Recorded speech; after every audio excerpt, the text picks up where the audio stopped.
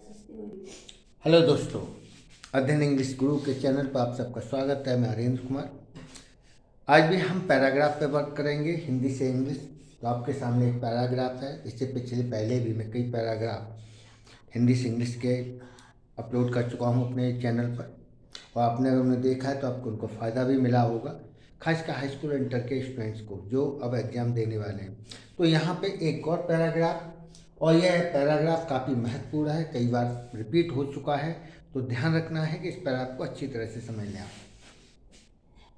शिक्षा का अधिकार भारत में जनता का मूल अधिकार है। तो हम इस सेंटेंस को इंग्लिश में कैसे चेंज करेंगे? तो हमारा सब्जेक्ट है शिक्षा का अधिकार। तो अधिकार के लिए हम प्रयोग करते हैं राइट ऑफ, और शिक्षा कहते हैं एजुकेशन।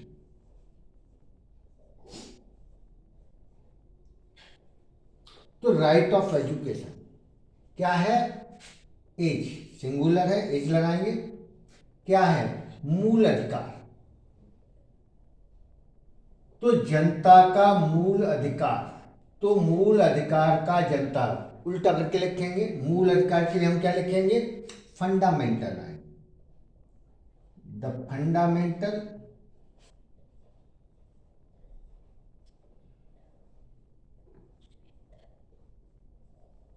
राइट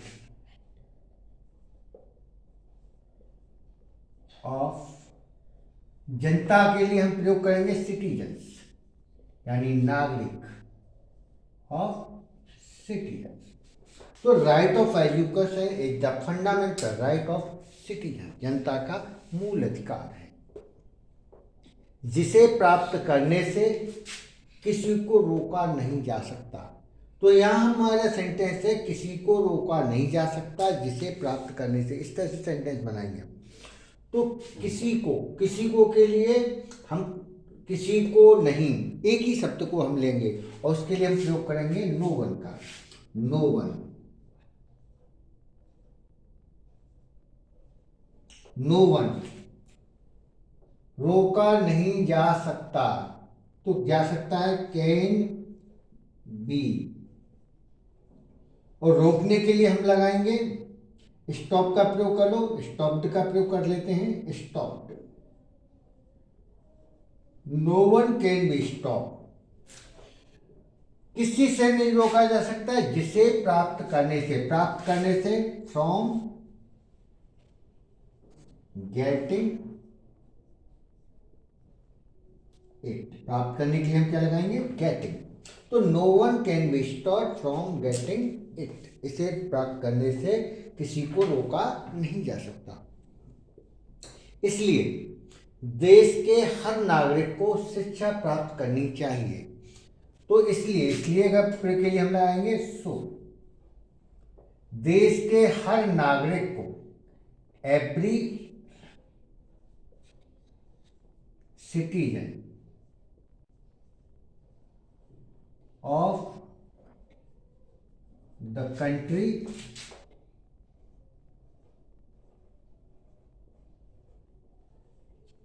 क्या करना चाहिए? शिक्षा प्राप्त करनी चाहिए। शुड गेट एजुकेशन लिखेंगे। तो so every citizen of the country should get education, तो देश के हर नागरिक को शिक्षा प्राप्त करनी चाहिए। यह उसका अधिकार ही नहीं, कर्तव्य भी है। तो यह उसका अधिकार ही नहीं, तो कैसे बनाएंगे इट इज नॉट ओनली, तो क्या का प्रयोग करेंगे? Not only, it is not only उसका अधिकार, हिज राइट। तो राइट के लिए हम बड़े अक्षर में लिखेंगे his right. It is not only his right, यह उसका अधिकार ही नहीं, क्या है? कर्तव्य भी है। तो उसके लिए नॉट ओनली के साथ प्रयोग करेंगे but also duty.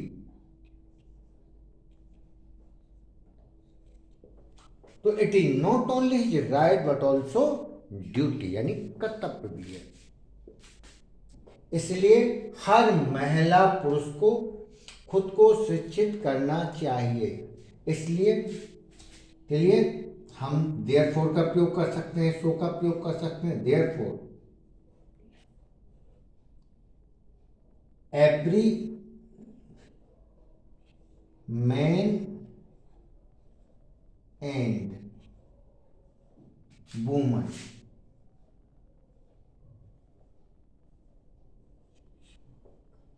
should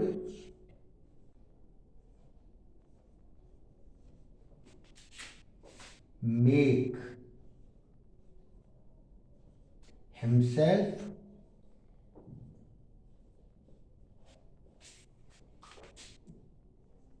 educated। तो सही क्या होगा? देयरफॉर इसलिए,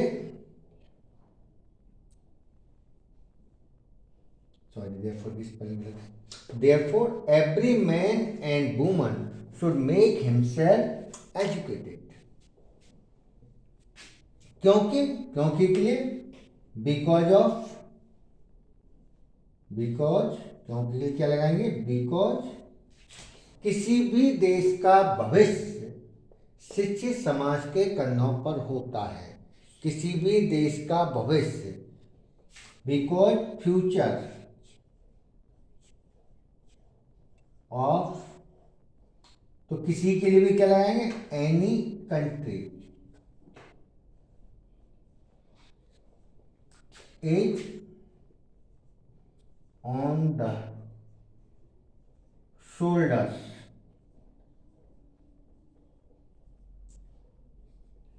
of educated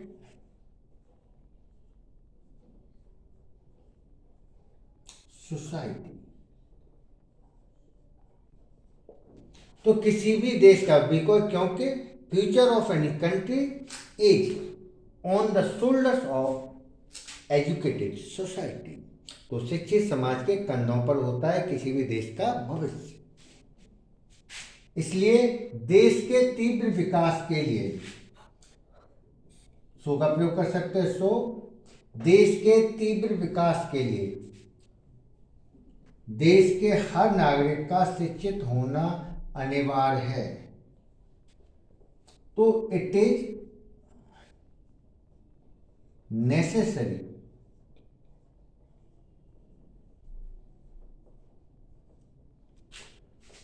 to every citizen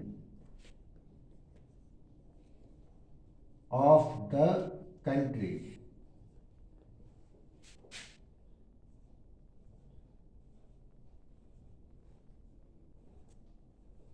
to be educated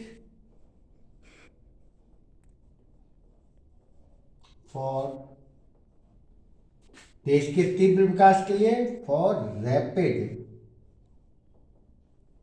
development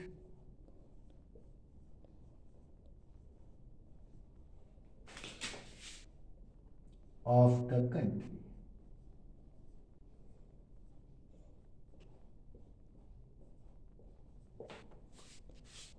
so it is necessary है, जरूरी है, यानी कि यह अनिवार्य है, जरूरी है, टू एवरी सिटीजन, हर नागरिक के लिए, ऑफ द कंट्री, देश के, टू बी एजुकेटेड, शिक्षित होना, फॉर, किस लिए?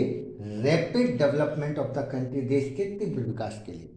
तो यहाँ आपने देखा हम बहुत ही आसानी के साथ हिंदी से इंग्लिश में चेंज कर सकते हैं अगर सही तरीके से, सही क्रम से प्रत्येक सेंटेंस को रखा जाए तो इसलिए आवश्यक है कि हम अच्छी तरह से प्रैक्टिस कर लें, जिसमें मैं आपकी मदद कर रहा हूँ। अगर आपको मेरा चैनल अच्छा लग रहा है तो प्लीज़ मेरे चैनल को सब्सक्राइब करें, लाइक्स भेजें, और अगर आपको कुछ लगता है कि आपको कुछ मुझसे कहना चाहते हैं तो कमेंट जरूर भेजें। Thank you.